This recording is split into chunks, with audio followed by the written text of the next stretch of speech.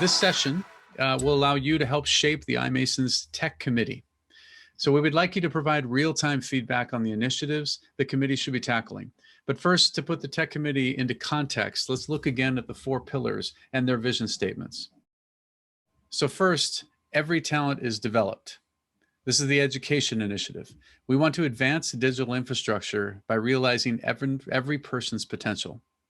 Second is D&I. Every person is included. We want to attract and retain talent from underrepresented groups to support growing demand. We need everybody involved. Third, every click improves the future. Digital infrastructure contributes to the economy and society without harming the planet. And finally, the draft vision for the Tech Committee is this: every innovation is realized. We want to harness iMason's collective experience and resources to discover, guide, and accelerate innovation. So each of the pillars have initiatives that enable us to complete the mission. So Joshua and I will share some of the initial ideas for the Tech Committee initiatives and then facilitate member input via chat. So I'm really excited about the launch of this committee, and I can't wait to hear your suggestions on what we should be focusing on. But before we jump into the initiatives, I want to share some exciting news. Probably the most important factor in committee success is finding the right leaders, like Joshua and the other folks you saw on the panel. We need people with a passion for the vision, the experience to guide it, and the dedication to do the work.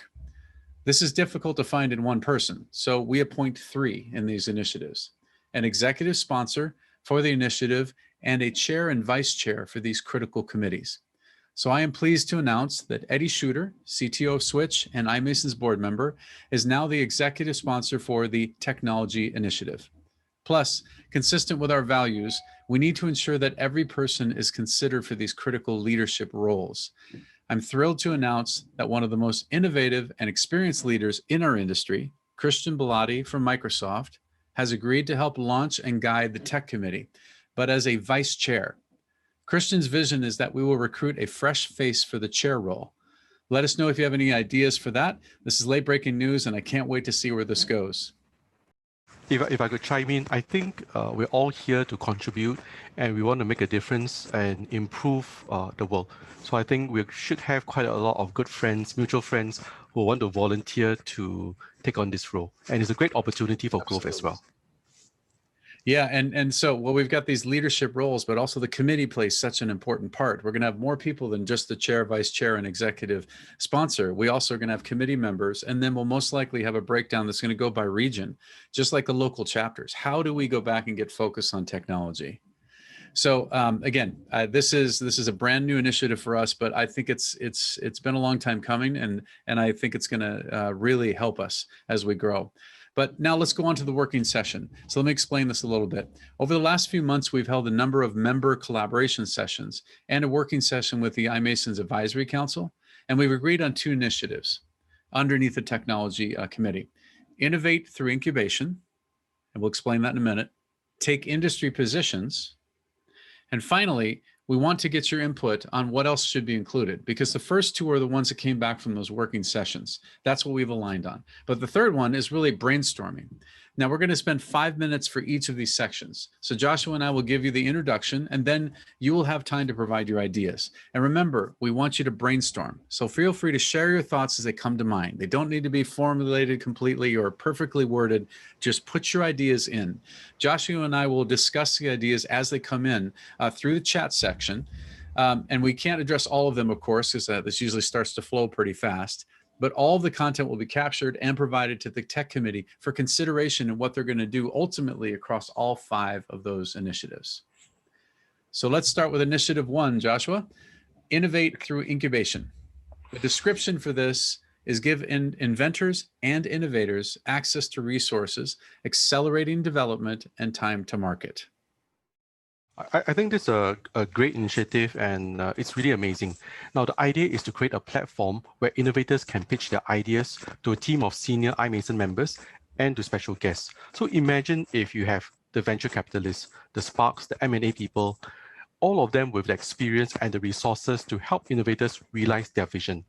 Now, of course, we have to consider the governance in place, which again is why we're having this conversation. We want to hear the best of your ideas so that we can have something that is hopefully ready to run.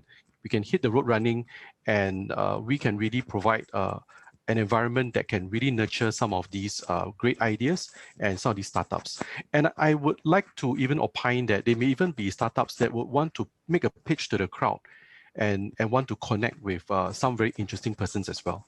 Yeah, absolutely. Just imagine if you're a startup company and you're able to go talk to this group of people. Just the networking opportunity and the potential to get funded is huge. So getting those innovators and that innovation in front of people to be able to accelerate it, that's really what the initiative is all about. So to make this easy for everybody, I'm going to start with a few prompting questions to get you going. Okay, so feel free, again, start throwing this back up in the chat section. What kind of people do we want to recruit to hear the pitches? Who's on that actual panel? What type of people do we want to recruit to give the pitches? Startups, big companies with new ideas, students, universities, other entities? Another question is, how would the process work? So we only have about 4 minutes left on this one. So let's, this is going to go by pretty quickly, but use the chat function, give us your ideas, and let's start to hear the pitches. And just to give you an idea, in the US, we have a TV show called Shark Tank. And that's where companies come in and these investors are in there and they bid to go back and say, I'm going to invest in your company. So it's not really like Shark Tank or Dragon's Den in the UK. It's really similar to, we want to be able to get these ideas in front of people and then we can help guide them. I'm not sure if they have similar things in APAC, Joshua, Okay. those kind of things.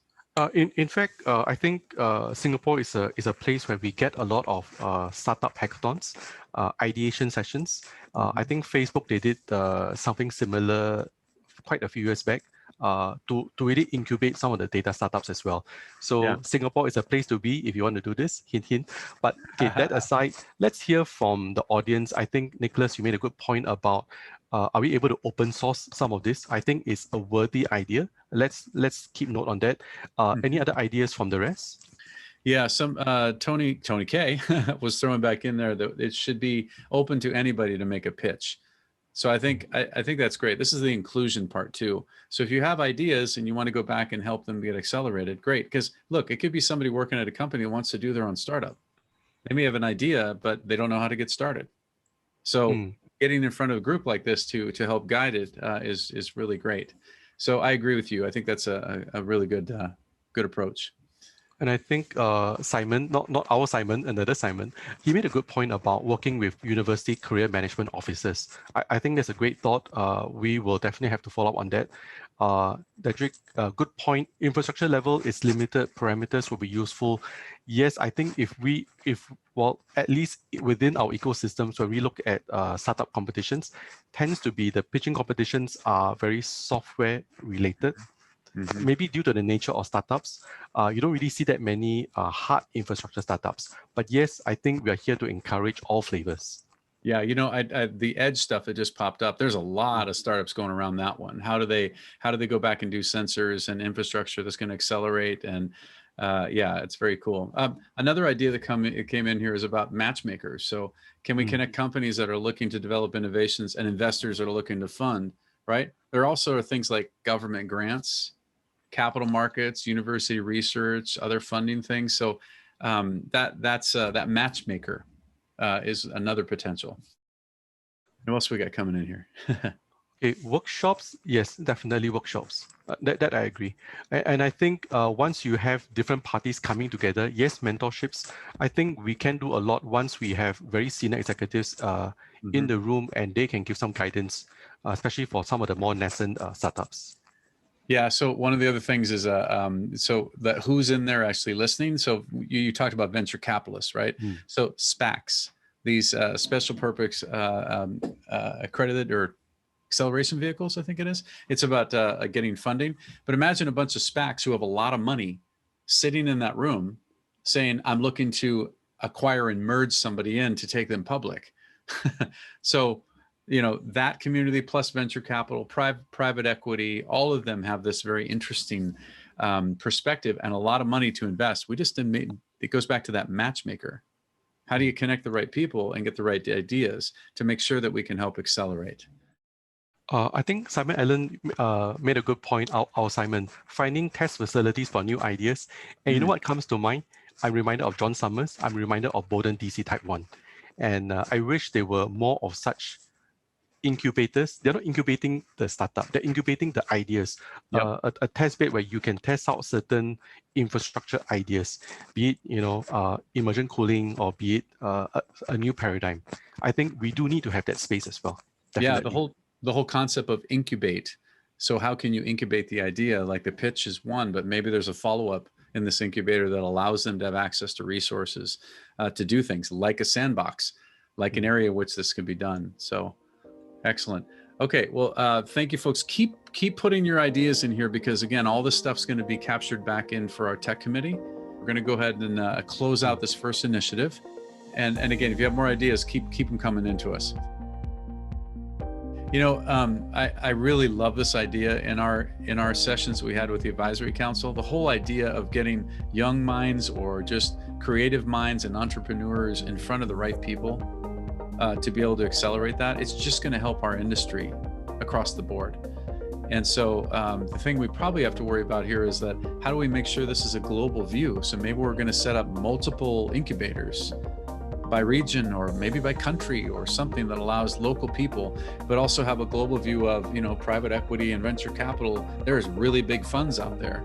If we can line them back up, there's some very, very interesting things that are mutually beneficial, I think, to both the presenter and the actual funder.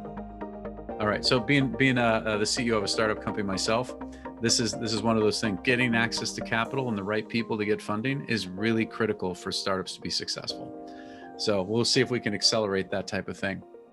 Okay, all right, so let's go to the second initiative. And this one is to take industry positions. The way that we've outlined this is that we want to publish member positions based on evidence and experience. So there's an important thing in those words. We want that to be able to influence policy. So think of government policy, practice, how people are doing this, and public opinion. That's actually very important. Imagine if we've got something where, you know, people are looking at data centers as negative instead of being the economic booster within communities. We need to make sure that we can control the narrative and that public opinion. So part of doing that is being able to take a position about something such as economic development. By landing a data center in your region, you are boosting what's going on. You're going to get more infrastructure, more connectivity, more computing, more draw of more companies, more jobs. It just is a ripple effect. So the industry positions are more than just about saying, we believe in this. It is about the collective, all the people that are out there. If we look at our membership base, we have over $150 billion worth of infrastructure projects in over 130 countries, right? That was last year. I'm sure it's even bigger this year. But if we said 74% of them believe in this, or 92% of them believe in this, that's the position that we're talking about. One of the keys to this is how we want to influence, but not lobby. So, right? Dean, I'm going to chime in here because, you know, I think lobby, it means many things to many people. So I thought it's good to clarify the position. What's the difference between lobbying for something and putting forth a point of view, trying to influence what may affect the broader community? Yeah, that's a really important distinction. So lobbying usually is where you pay somebody to lobby on your behalf to get an outcome you want. So when we're talking about influence, we're not going to be a lobbying body. What we're going to do is say, we've got a community of very connected people with very large portfolios that have decision authority in infrastructure. What we want to do is say, we believe as a community that the majority of people want this. And I'll put out a controversial one here. Okay, so imagine that base load for power and nuclear energy versus renewable energy. This is a highly debatable topic. But if we said that 78% of our members believe that nuclear energy, in the way it's done today safely, is the right baseload, that's going to start a lot of conversations. Now, we're not lobbying for people to go back and do something directly about that. We're stating that it's really important that we've got an energy base that's going to be able to serve the growing need. So that's going to start debate, discussions, and others, but we're taking a position on something. And that's just an example, right? There's many of those that could come back up. Okay, well, I think it's a very interesting distinction, and I would like to hear from, I think, the audience. How do we move forward, and what are some of the I think we will slowly start to identify certain areas where we want to have a more concerted view, to be able to have a platform for, I think, consultation. Like, for example, like the likes of liquid immersion cooling, it's a wide spectrum out there. Exactly. Yeah, think about that. So what do we believe about liquid cooling? If we took a position on that and said, we believe it is required now to be able to handle these dense loads from GPUs, FPGAs, and other things because air won't do it. That could help accelerate the adoption and the actual investment in more liquid cooling solutions. But that's a position we're taking about that one.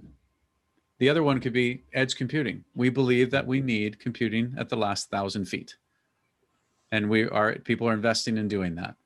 That's going to now drive a lot of things with local governments. So another thing that we were thinking about in this too that popped up in this was around the like a top 10. These are the top 10 things that we believe are important in priority order. And as we share that, we're taking a position saying this is that priority list. So endorsing these things and sharing that. Another one that came to mind was there are other bodies of work out there like Linux Foundation, Greenpeace, a lot of groups that are doing things. Instead of duplicating the work, we could say, we endorse the Linux Foundation's definition of the edge. We're not going to redo that work again. We believe that's the right answer. Check. Right? Those kind of things. Okay, I think we have some comments from the audience. Simon, not Simon Allen, the other Simon, sorry. Developing and driving minimum standards for green renewable energy. In fact, I think you might even recall TGG was pushing for OSDA, open standards for data center availability. So there are many, I think there are many community efforts, but it's about coming together to hopefully to leverage on each other's strengths. We don't want to duplicate, but we want to support each other. Tony K, yes, I agree with you. We do need to represent the perspectives. So we are not we are not looking for, shall we say, a monopoly of ideas. What we're looking for is a proliferation of ideas. And in terms of how we position it, I think the devil's in the details. We will need to hear from all of you. Again, that's why we're having this very consultative session, hearing different thoughts, and then trying to make sense of what would best move us forward in terms of some of these issues. Yeah, and there's more things coming in here. I think I'm going to shift this a little bit, Joshua. So we're not going to do the third one because we just don't have enough time to actually get through that. So we're going to wrap this back up when it comes down to Initiative 2. Again, taking industry positions. One thing I want to leave everybody with is that, again, we're trying to make sure that we're doing this the right way. So again, offline, feel free to share more ideas that you have around what we can do here. Again, go on the iMasons platform and jump in to share content within that as well. We're capturing all this in all these different sources. So I'm going to go ahead and wrap up on this one. These working sessions are always fun, but we always seem to run out of time. But this has been great. Thank you, Joshua, for your work in this. And by the way, for your previous work, you've been such a champion for iMasons across the APAC region. It's much appreciated. Thank you for your leadership and for your continued contributions to our industry. Very, very, very helpful.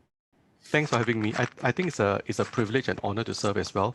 And we just like to encourage even all the members to come in your own way and contribute at your comfort as well. Thanks. Yes, excellent. So I'm looking forward to the next summit. Yes, and hopefully we can do this one in person. There you go.